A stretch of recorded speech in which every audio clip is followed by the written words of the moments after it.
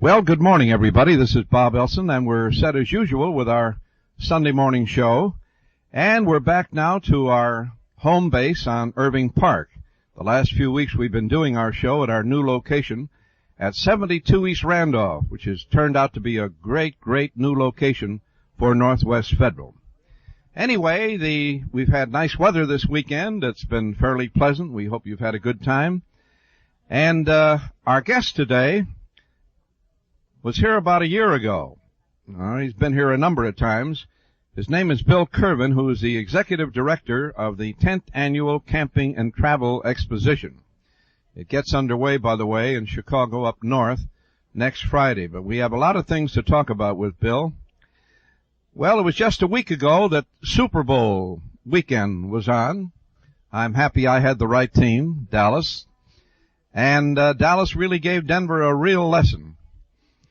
They talked so much about the Denver defense before that game got underway, and Dallas showed them something that they call the flex defense, and Denver was busy all day trying to figure out what they were doing, but they saw Dallas's defensive line in their backfield all day, and I really felt sorry for their quarterback Morton, who never really had a chance. He was victimized by 4 or 5 interceptions, but only because he had White and Martin and Pugh and the rest of those guys on his back all the time. But Dallas is perhaps the best disciplined team in pro football. They have one of the 2 greatest coaches in pro football. And in my opinion, the 2 best coaches are Landry and Shula with Miami. And I get that not from my own opinion, but from the number of professional football players I talk to, and those names come up all the time. Landry and Shula. Speaking of coaches, I was sorry to see Jack Pardee leave. He's been a guest out here a number of times at Northwest Federal. He's a wonderful guy and a good football coach. I feel sure that he's headed for Washington, and we want to wish him a lot of luck. Perhaps you saw in Sports Illustrated, if you read it, it happens to be my favorite magazine, a wonderful story on Super Bowl with some fantastic pictures.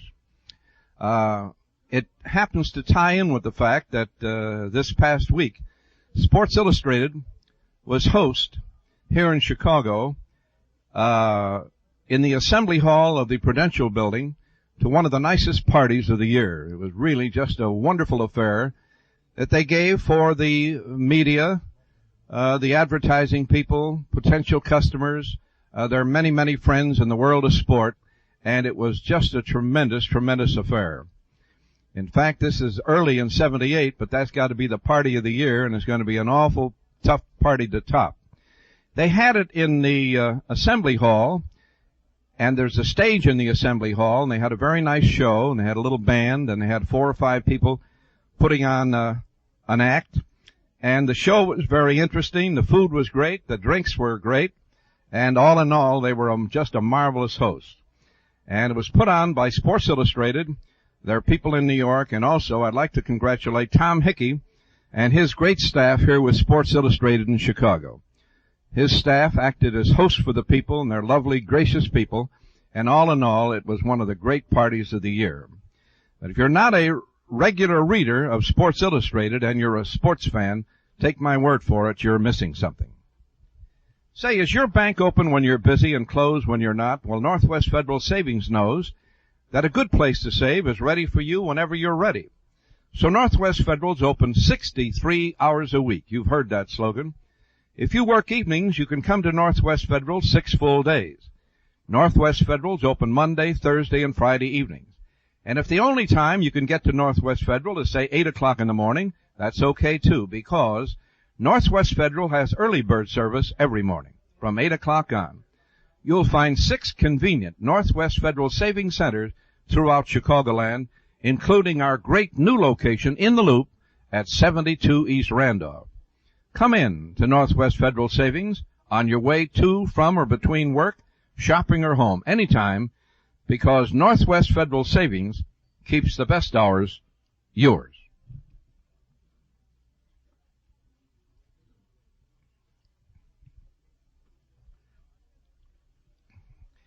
Our guest today, we're happy to see Bill again, is Bill Kervin, who is the executive director and show manager for the annual Camping and Travel Exposition. This is the 10th annual, by the way, and it gets underway next week on Friday.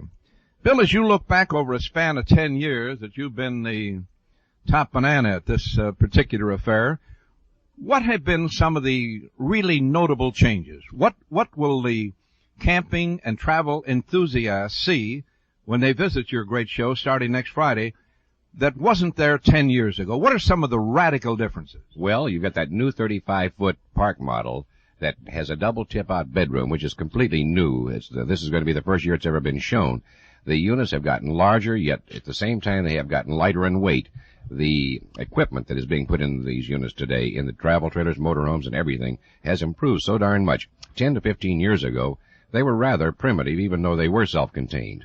But today, why, they've got every darn thing in them. If you want an ice maker, we can find one that'll fit in the unit for you. Now, who would heck in a fold-down would want one, but you can have it. They've now found a way of putting an air conditioner in a fold-down camping trailer. The changes that have been made are just absolutely unbelievable. What are we talking about when you talk about that type of travel today? Are we talking about a big investment? Are we talking about a lot of money? Or can a person do it? A couple say that they're retired. Can they do it economically and live that way? Well, once they have the initial investment in equipment, the living costs are much, much lower than living in a home. You can travel around the country. You can find state parks where you can camp for $2.50, $3 a night. You can live much cheaper in some of the other parts of the country than you can in the metropolitan area that you're used to living in because food prices are lower. There's no heating costs. You're moving around getting into the climate that you like.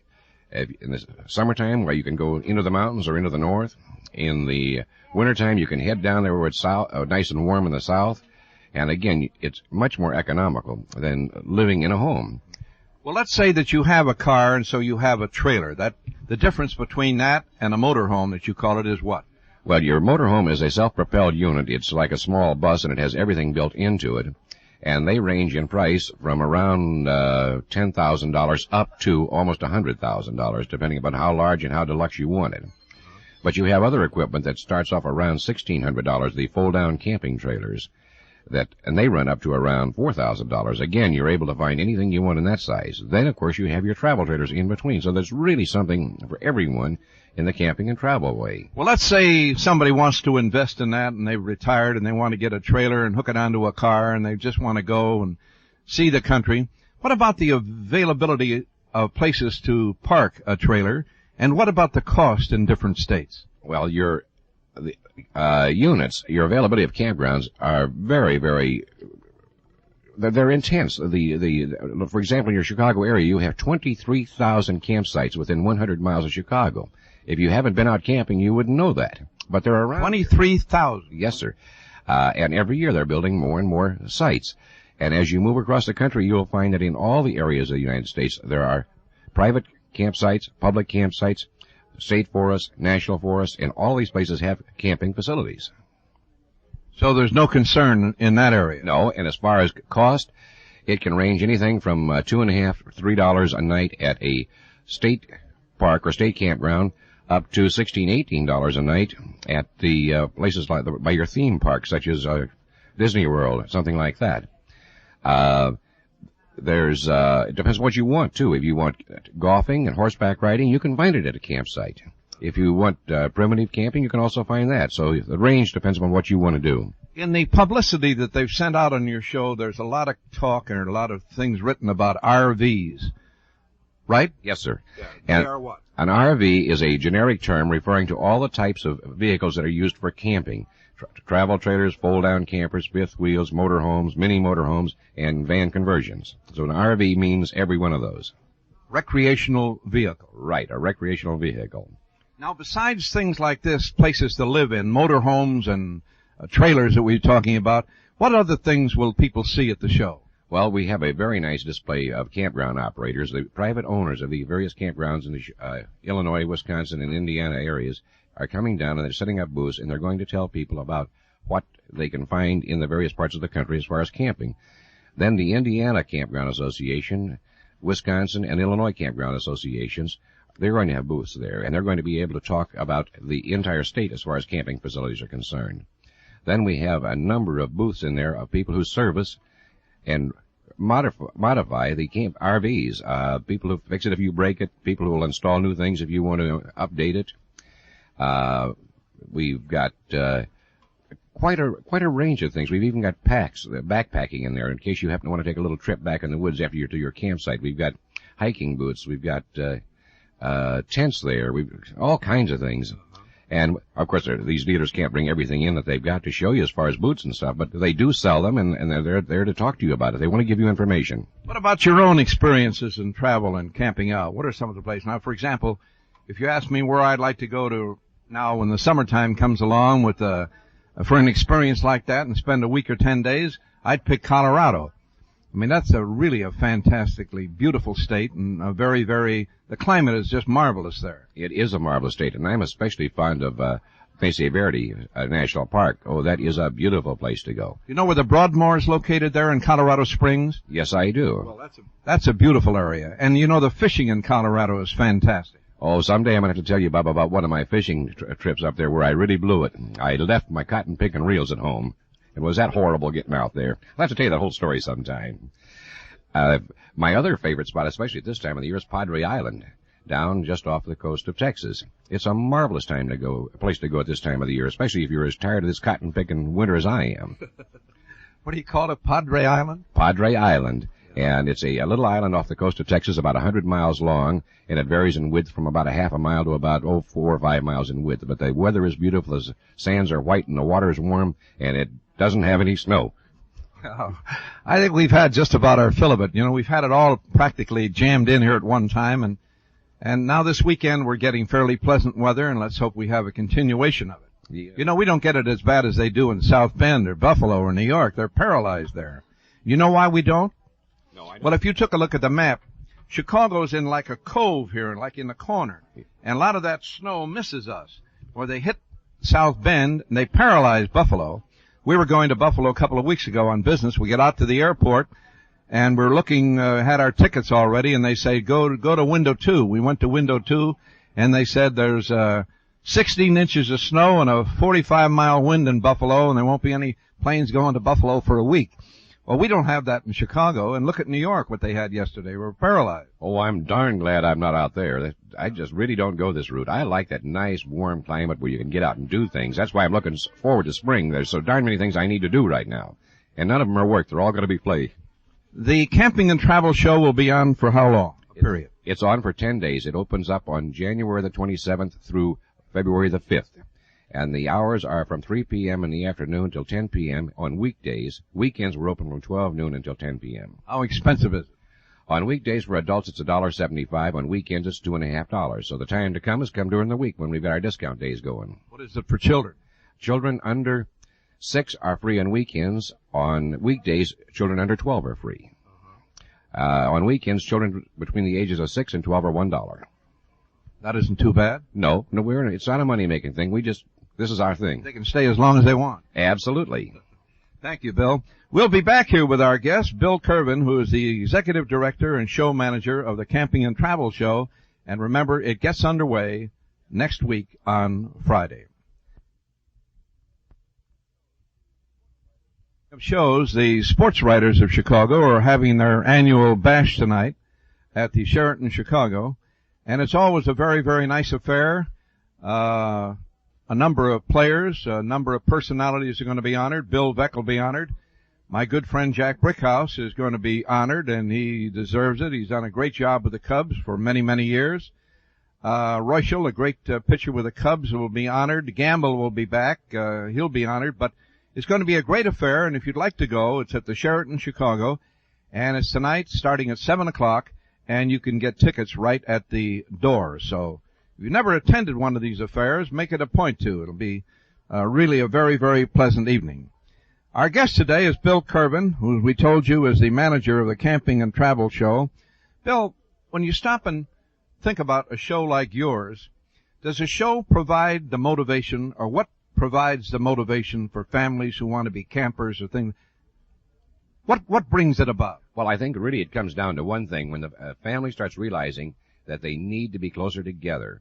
Right now, today, in every family, mom belongs to PTA, the daughter, she's running off to be with one of her girlfriends, the boy is in Boy Scouts, And all year long, they're running in different directions, and we're losing this family cohesiveness that's so important to our way of life.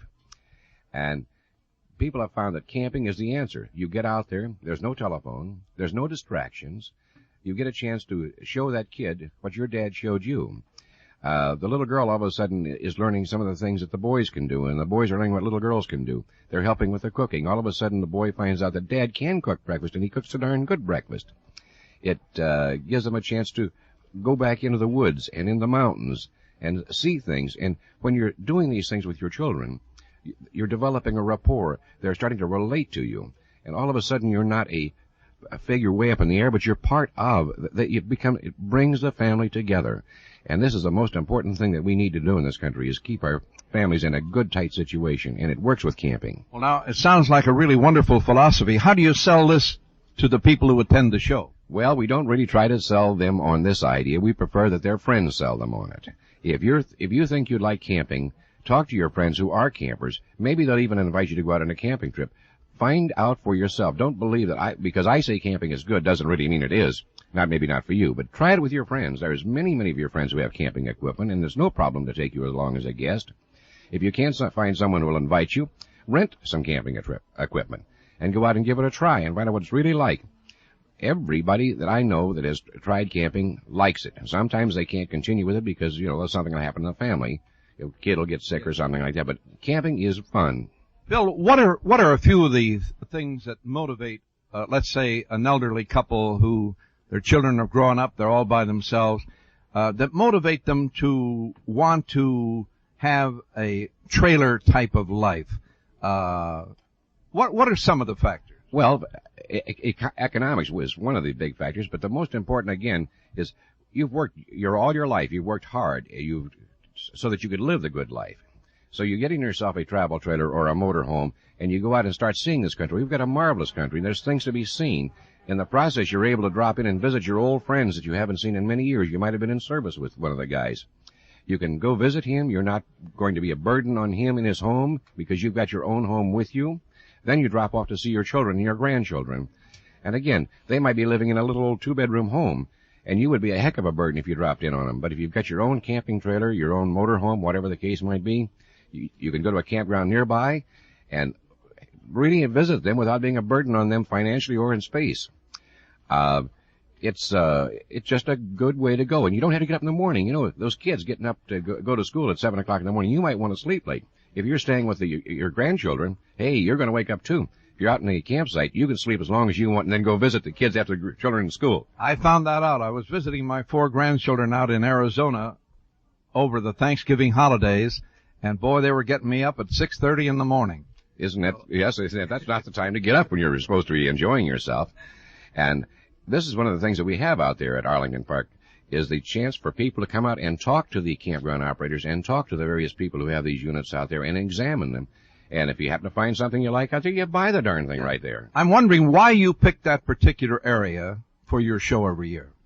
Well, it's much easier for people to drive out of Chicago than drive into Chicago, because as you drive into Chicago, you get into a traffic congestion and parking problems. As you move out into Arlington Park Exposition Center, we have miles and miles of parking out there. There's parking for thousands of cars. Really for no other reason except it's a very nice facility. Well, and it's, as you say, it's so convenient. It's just, about 20 minutes from where we are right now, isn't it? Actually, it took me just a little tiny bit more than that, but the traffic was a little tight today. You'd go out the Northwest Expressway to Highway 53, go north on 53 to Euclid, and you're right there at the park, at the Exposition Center. Were you around when they were talking about building a stadium for the Bears out there? Yes, I was, and I was hoping they would, because we could just use another facility and a larger facility than the one we have. What's your feeling on a new stadium? We're going to have some people on the show here in the next couple of months. Larry Kane, who runs the International Amphitheater, Ed Kelly, who's the superintendent of the Park District. He's involved. Pat O'Malley's involved. I want to get some opinions on the pros and cons of a new stadium. Why shouldn't Chicago, the greatest city in America, have one? Must be some way. All these other cities have the same problems, economic problems that we have here. The people don't want to pay for it, but they all put up these stadiums. Why can't Chicago? There's no reason Chicago can't, and we have some beautiful areas around here, and the Chicago people are sports-orientated. Everybody, I shouldn't say everyone, but the Chicago people really support sports, and there really should be a sports complex in this area, a good one. One of the problems that we have here in Chicago in planning a sports complex is the two baseball teams have their own parks. The Cubs have Wrigley Field, and the White Sox have Comiskey Park. Now, they want to play in a park on their own property. They get the parking fees, and they get concessions and everything else. If they build a giant stadium here, the Blackhawks wouldn't go. They have their own building, which is an excellent building. And that whole area out there, Arthur Wirtz has spent a fortune out there building up and lighting up that whole area, and there's all kinds of parking places. So there are three that wouldn't be interested in going into a new stadium, and it just about leaves the Bears. Yes, but there's other things you can use one of these facilities for. In other states, they use them for putting on expositions. Now, the McCormick Place is already becoming overbooked. It's difficult to get booking into McCormick Place. So actually, I think we need a second exposition center, and the two could be combined, and it would serve a dual purpose. Well, that's true. There must be some other way to raise revenue. Well, the one down in Dallas, they make an awful lot of money putting on various expositions, like the flower show here at McCormick Place. Well, as I said before, McCormick Place is booked in. You really can't get room to put a show in there. So we do need either another facility is what we really need. And then we could bring more conventions and we'd have more tourism in this city. We'd have more money coming in. So I think it should be studied very, very carefully from the economic end, and I think they might find that it would bring money into the city. Well, the mayor selected a fine committee headed by former Governor Ogilvy, and they're going to take a whole year to figure the pros and cons on this. Soldier Field has been a good facility, but it's falling apart now. You know, it's been there a long time. The weather has taken its toll out there, and it really just it doesn't compete anymore with the kind of buildings that they have in other cities. That's very, very true. And it's limited as far as additional use is concerned because it's not an all-year-round facility. There's no way you could put something in out there right now unless you wanted to start shoveling the snow away and issue snowsuits to people coming in. You spend the major part of the year around Chicago? Yes, sir, I do. I work on the shows, and I have a very deep interest in camping in this area, so I'm constantly involved in the with the camping group here in Chicago. And I keep watching the legislative action down in Springfield to make sure that there's nothing being done in Springfield that would be detrimental to the camping people, not the businesses, but the people who go camping. Now, the people are wondering what you mean by that. Well, you can raise the prices on your camp fees in your state parks, and that would be bad. You can have a state park starting to deteriorate. That's bad. Someone might want to improve or obtain a new state park, and unless someone's down there watching it and passing the word around to the various campers that these things are happening, you can't get any reaction from your legislature. So what we do, and when we see something that isn't going the way we think it should be, we call the National Campers Hikers up on the telephone. They're in national headquarters and tell them, hey, we need some help down here. Let's get these senators to push improving this park. And I like camping, and I guess I just try to get involved in every end of it. Well, that's an angle of it I never thought of. It's a very interesting thing, too, because there are things that can be done to improve camping in the state of Illinois. Illinois does not have the best campgrounds. They do need a lot of improvement. Our guest today is Bill Kervin, who is the manager of the Camping and Travel Exposition or show, and it starts on Friday out in Arlington Heights, a very convenient place to get to, so make it a point to get over there and to enjoy it for sure.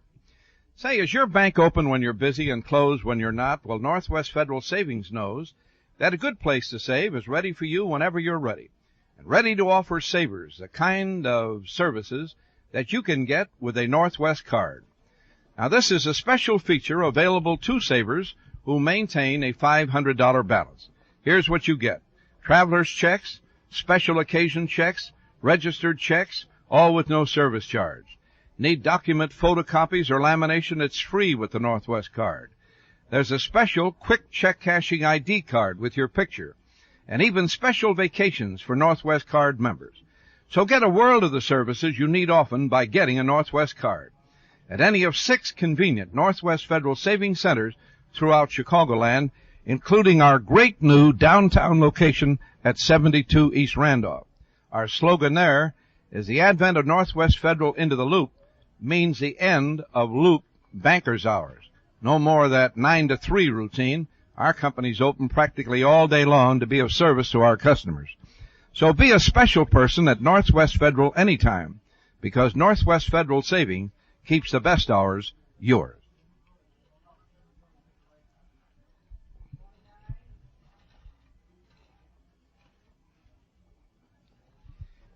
Incidentally, next week we will have here in the lobby of Northwest Federal one of the greatest hockey players that ever lived, Bobby Orr of the Blackhawks. So if you're a hockey fan, or if you got a youngster that's a hockey fan that plays hockey, have him get over here next Saturday morning and meet the great Bobby Orr. As you know now, he's an assistant coach. It's sad that he can't play anymore. You know, Bill, that's really a tragedy. This guy was really knocked over right at the height of his career. That is a shame, you know, really it is. At his age that he just can't play anymore. But anyway, he's going to be a big help out there with the Blackhawks as a coach, because he knows the game inside and out, and I'm really looking forward to talking with him. Well, it's fine that he's going to be able to stay involved in the sports. It really is. I hope your show is a big success. Tell us again, where is it at? When does it get underway, and for how long? It's out at the Arlington Park Exposition Center in Arlington Heights, Illinois. It opens on January the 27th and closes on February the 5th. The hours on weekdays are from 3 till 10 p.m., weekends from 12 noon until 10 p.m., except the final Sunday, and we're going to close up at 8 o'clock and see if we can't finally get a supper. Well, and the cost is? On weekdays for adults, it's $1.75. On weekends, adults are $2.50. On weekends, children between the ages of 6 and 12 are $1. Other than that, children are free. Well, you should get a tremendous crowd. We always do. We have people come out there and have a lot of fun. We've even got free prizes for the little tiny kids. And we're going to have a magician out there to help entertain them. Mr. Magic's going to be with us. I should be out there with a deck of cards. I'll show you some magic. We'd like to have you come out, by God. We'll give you a spot on stage. You know that. Thanks, Bill. We'll look forward to seeing you again next year. Well, thank you for having me. It's been a pleasure. We've been talking with Bill Kervin, the manager of the Camping and Travel Show. It opens next Friday in Des Plaines, and it's a great show, and it should be of interest to everyone. If you're a camper, it'll certainly interest you. If you're not a camper, but you could become a camper, because it's interesting and it's exciting, I know that you'll enjoy the show. Remember tonight, the annual Sports Writers Dinner. That's is going to be held, and try, if you can, to get by and enjoy it. A lot of prominent guests will be there, and some very good speakers, and it's a great affair. You know, it won't be long. Here we are along past the middle of January, and pretty soon the Cubs will be playing at Wrigley Field. I met Kingman the other day, an awfully nice guy, and he should be a big help, put a lot of people in the park. And Bonds, who is the new member of the White Sox, was here also last week, also a very able and a great ball player. He's going to help the White Sox. We should have a really outstanding baseball season. Well, have a pleasant day, and remember, next Saturday, try to get over when we record our show for Sunday, listening, when Bobby Orr is going to be our guest, one of the all-time great hockey players. In the meantime, this is Bob Elson saying have a happy day, and we'll see you again and talk to you again next weekend.